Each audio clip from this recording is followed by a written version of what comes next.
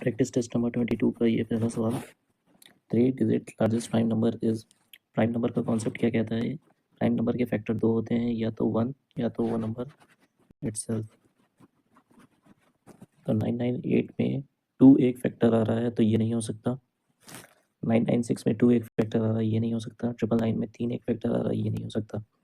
तो आपका option B सही हो जाएगा। If the median of the following data is 11 then find the value of के।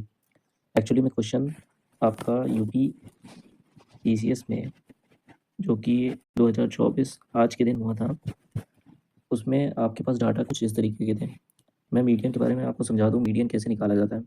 यदि n की वैल्यू ऑड है तो आपको क्या करना होता है, n+1/2 टर्म फाइंड आउट करना होता है, वही आपका मीडियन हो जाता है। अगर आपके पास n की वैल्यू इवन है तो आपका फॉर्मूला हो जाता है n/2 टर्म प्लस ये टर्म है प्लस n/2, उसमें 1 और ऐड कर दीजिए, टर्म अपॉन में 2। इसके बाद आपको सबसे पहले असेंडिंग ऑर्डर या डिसेंडिंग ऑर्डर में इस सीरीज़ को लिख देनी होती है। आप यहाँ पे काउंट कर लीजिए, तो यहाँ पे n की वैल्यू है 9, जो कि एक ऑड नंबर है। इसका मतलब 9/1, 9 + 1/2 यानी फिफ्थ नंबर आपसे कह रहा है। फिफ्थ नंबर क्या हो जाएगा, 3, 6, 7, 9, 10। फिफ्थ नंबर यहाँ पे कौन सा है, 10। तो आपका मीडियन होगा 10, जबकि यहाँ पे दे रखा हुआ है 11, जो कि गलत है। अब एमटीएस 2021 में पूछा गया यही सवाल है, इसमें आपको एक डाटा और दे रखा हुआ है, इसमें है 16।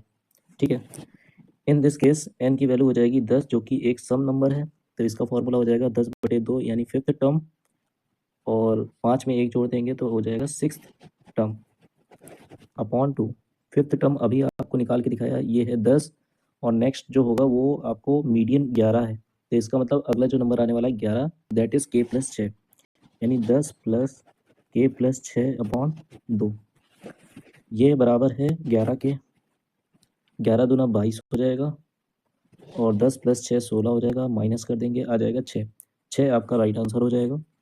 The factor of expression x + y³ plus x - y³। देखिएगा यहाँ पे फॉर्मूला क्या बनता है, अगर प्लस है तो a³ + b³ plus 3ab² plus 3a²b, यानी x³ + y³ plus 3ab² plus 3a²b, plus में a³ minus b³ minus 3ab² और प्लस, देखिएगा ये फॉर्मूला कुछ ऐसे बनता है, 3a² और प्लस का 3ab²। ठीक है, तो माइनस और प्लस वाले एक साथ कट जाएंगे, ये कट गया। आपके पास वैल्यू बनी 2x³ प्लस 6xy²। यहाँ से आप कॉमन लोगे 2x, तो आपके पास वैल्यू बनेगी x² प्लस 3y²। तो ये ऑप्शन आपको कहाँ दिख रहा है, सी ऑप्शन। सी ऑप्शन सही हो जाएगा। वैल्यू पुटिंग से भी आप कर सकते हो, x की वैल्यू 1 मान लेना, y की वैल्यू 1 मान लेना। The work capacity of A is 3 times more than of B. A और बी की जो कैपेसिटी है वो 1 और 4 की है। ठीक है, both of them together work can complete a work in 15 days. Okay, दोनों की एफिशिएंसी 5 है और ये 15 दिन में काम करते हैं, तो टोटल वर्क कितना आ जाएगा, 75। अगर ए अकेला काम करे तो कितना करेगा, तो 75/4, that means 4 1 4, 4 8 32, 4 7 28, 4 5 20, 18.75। The cost price of 40 oranges is equal to the selling price of 30 oranges. तो cost price of 40 oranges is selling price of 30 oranges, that means CP/SP is 30/40। 0 से 0 काट दीजिए। एक का प्रॉफिट 3 पर, 1/3 मतलब 33.33%। A man covers half of his journey at a speed of 6 km per hour and the remaining half at a speed of 3 km per hour. His average speed is। जब आपके पास distance same दे रखी हो तो formula average speed का क्या हो जाता है, 2s1 s2/s1 + s2। तो 2 × 6 × 3/6 + 3, that is 9, 3 3 9, 3 2 6, 2 2 4, 4 km per hour। A number when divided by 53 gives 34 as quotient and 21 as remainder। देखिए एक नंबर है जो कि 53 से डिवाइड करने पर क्वोशिएंट देता है 34 और रिमाइंडर देता है 21। तो आपके पास नंबर क्या होगा, 53 × 34 + 21। 53 को 34 से कैसे मल्टीप्लाई करना है, 50 + 3 मान लेना है। 50 का एक बार 34 से मल्टीप्लाई करेंगे तो आएगा 1700, और 3 से मल्टीप्लाई करेंगे तो ये हो जाएगा 102। इसका मतलब 1802, उसमें 21 और जोड़ दीजिए, आ जाएगा 1823। 1823 आपका राइट आंसर होगा। If the difference between compound interest and simple interest on a sum of money is 2 years at 10% annual interest rate is 12, find the amount। 1200। जिन्होंने मेरी पहली प्रैक्टिस की सीट्स देखी हुई हैं उनको ये आंसर याद होगा कि ये 1200 है। लेकिन मैं आपको यहाँ पे बता देता हूँ 10% अगर आपका एनुअल रेट ऑफ इंटरेस्ट है और 2 साल का है, तो कंपाउंड इंटरेस्ट आपको मिलता है 21% और जो सिंपल इंटरेस्ट होता है वो मिलता है 20%। इनके बीच का डिफरेंस होगा 1% का, जो दे रखा होगा 12। आपसे पूछा हुआ अमाउंट यानी सम कितना हो जाएगा 1200 आपका राइट आंसर होगा। सूर्य सेल्स 45 पेंस यानी सेलिंग प्राइस इसकी कितनी है 45, loss equal to selling price of 5। अगर सेलिंग प्राइस को 1 रुपये मान लो तो 45 कम 45 सेलिंग प्राइस हो गई 45, लॉस कितना हो गया सेलिंग प्राइस ऑफ 5 यानी 5 रुपये। इनका रेशियो निकालो, ये हो जाएगा 9 और 1। इसका मतलब कॉस्ट प्राइस कितने का रहा होगा, तो लॉस बराबर होता है cost price minus selling price, यानी जो कॉस्ट प्राइस रहा होगा वो 10 रुपये रहा होगा, तभी तो 1 रुपये का घाटा हुआ तो 9 रुपये की बिकी। तो 1/10, 1/10 का मतलब कितना हुआ 10%, 10% का आपका लॉस हो गया। x-4 and 2x-1 are factors of which of the following polynomial. इस तरीके के सवाल के लिए कोई भी एक पार्ट ढालो और इसको 0 के बराबर पुट कर दो, ये आ जाएगा 4। x की वैल्यू अगर 4 आ गई तो अब देखिए x का क्यूब करोगे तो आएगा 64 का गुना करोगे 128, स्क्वायर करोगे 16, 16 7 112, 5 चौको 20 माइनस 4। देखो ये वैल्यू जो है वो 0 के बराबर नहीं है, तो ये आंसर नहीं हो सकता। अगला वाला 128 प्लस 112, ये देखिए इनका एड ही ये 200 के पार चला जा रहा है, तो इसका मतलब ये ऑप्शन भी नहीं होगा। 128 माइनस 112, हाँ वैल्यू थोड़ी कम आई, माइनस 20 प्लस 4, इनको ऐड कर दीजिए आ जाएगा 132 माइनस का, इसको और इसको ऐड कर दीजिए आ जाएगा प्लस का 132, ये दे देगा 0। इसका मतलब ये आपका ऑप्शन सही है। In a circle if radius is double what happened the area. अगर रेडियस को डबल करोगे तो एरिया होता है पाई आर स्क्वायर, यानी एरिया जो होगा 2 का स्क्वायर हो जाएगा यानी 4 क्वाड्रपल।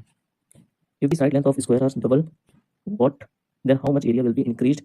तो जो आपका लेंथ है वो कितना हो रहा है डबल, तो एरिया क्या होता है ए स्क्वायर यानी 4, 4 टाइम्स आपका इंक्रीज हो जाएगा। 196 is distributed in 300 children. If girl gain 1 rupees and boys 50 paise then what is the number of boys. X और वाई मान लो, X plus Y equal to 300।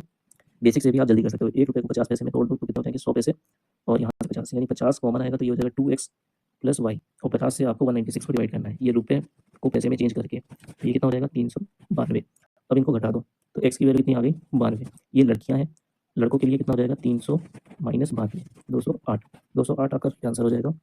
Given H C F 306, 6 5 7 9 है, तो इसका मतलब 9 गुणे ये हो जाएगा 9 3 27, 9 चौक 36, और ये हो जाएगा 9 7 63, 9 3 27। एलसीएम अगर निकालना है तो 34 गुणे 73 गुणे 9 करना पड़ेगा। ठीक है, अब हम क्या करेंगे 7 से मल्टीप्लाई, इसको लिखेंगे 70 प्लस 3, यानी 7 से मल्टीप्लाई किया मैंने तो वैल्यू कितनी आ गई 7 चौक 28, 7 3 21 यानी 23, और 3 से करेंगे तो 102, ये हो गया 24 8 2, 9 से गुणा करो 9 दूना 18, 9 8 72, 73, 9 चौक 36, 43 4, 9 दूना 18 22, 22 33 8, यानी D option. If the point 1 x 5 2 and 9 5 are collinear, तो डिस्टेंस फार्मूला लगाना है d equal to under root x2 minus x1 का whole square plus y2 minus y1 का होल स्क्वायर। तो 5 में से 1 गया, 4 4 का स्क्वायर करोगे तो कितना आ जाएगा 16, और 2 में से x घटाओगे, ये बराबर होगा किसके, इनके बीच के डिस्टेंस के।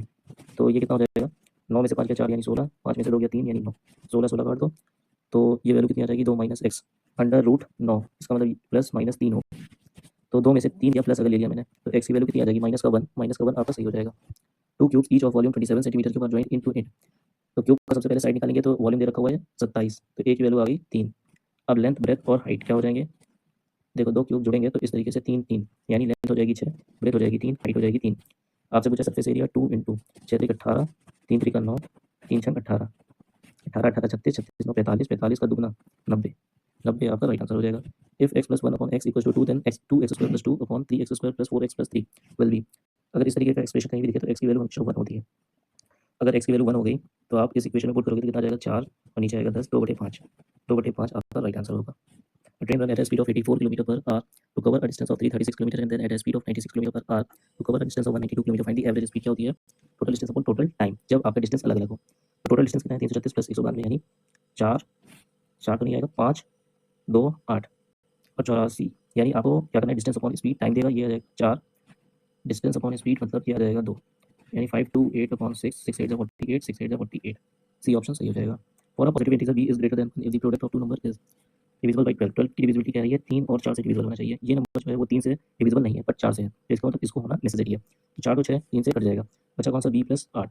अब b की वैल्यू 1 से बड़ी हो और लीस्ट हो, तो ऐसा कौन सा नंबर है, तो देखिए 6 के बाद होता है 9, यहाँ पे ऑप्शन में 1 नहीं दे रखा हुआ है और 1 से बड़ी लेनी है, तो 9 के बाद आता है 12, यानी b की वैल्यू क्या होनी चाहिए 4, डी ऑप्शन आपका सही हो जाएगा। A cone is 12.6 centimeter high and the radius of this is 3.2 centimeter. It is melted and recast into a sphere. Determine the radius of sphere. Okay.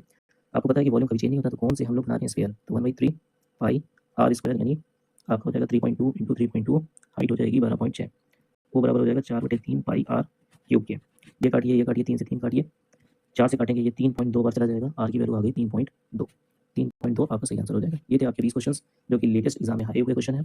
आपने वीडियो को देखा, थैंक यू। धन्यवाद।